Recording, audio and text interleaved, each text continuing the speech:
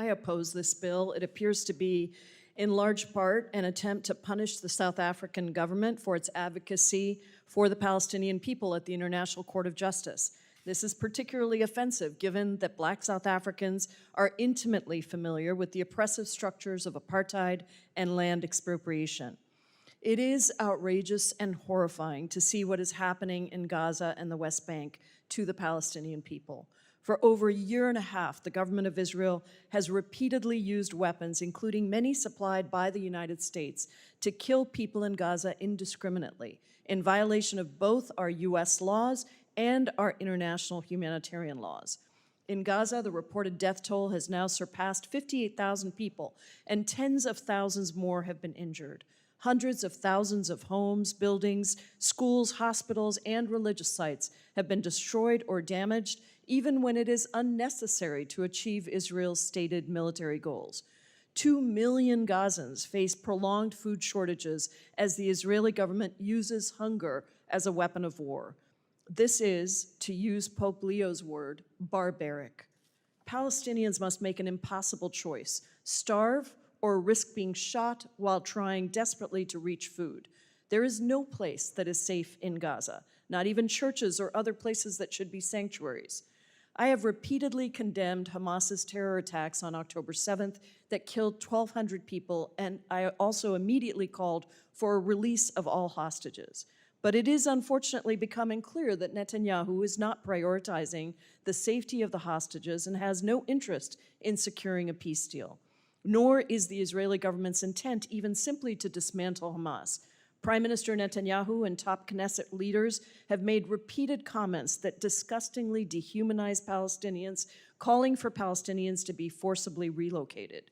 In fact, even the Trump administration has grown alarmed at Netanyahu's behavior, with an administration official reportedly saying Netanyahu is acting, quote, like a madman after his recent strikes on Syria.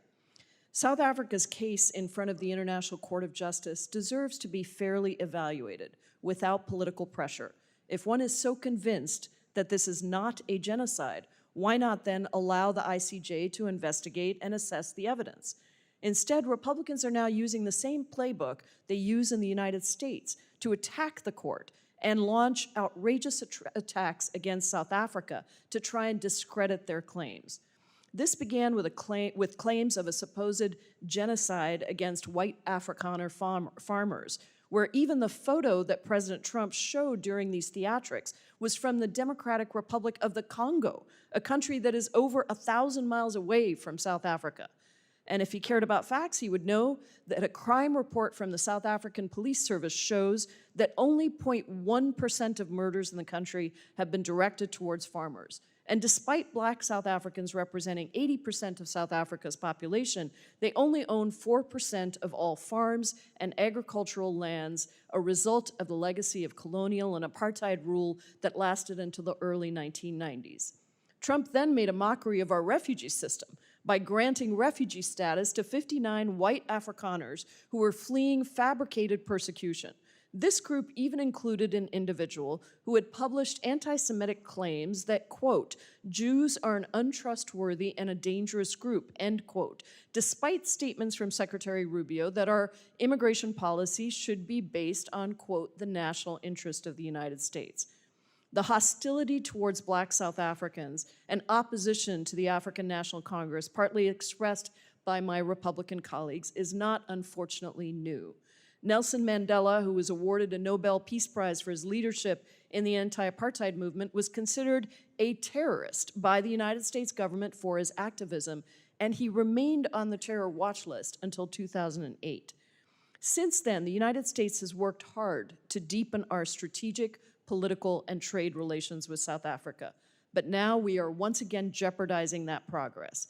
These claims of a supposed white genocide, combined with this administration's cozying up to dictators like Putin and Bolsonaro, damage not only progress, but America's credibility. I urge my colleagues to oppose this bill, and I yield back.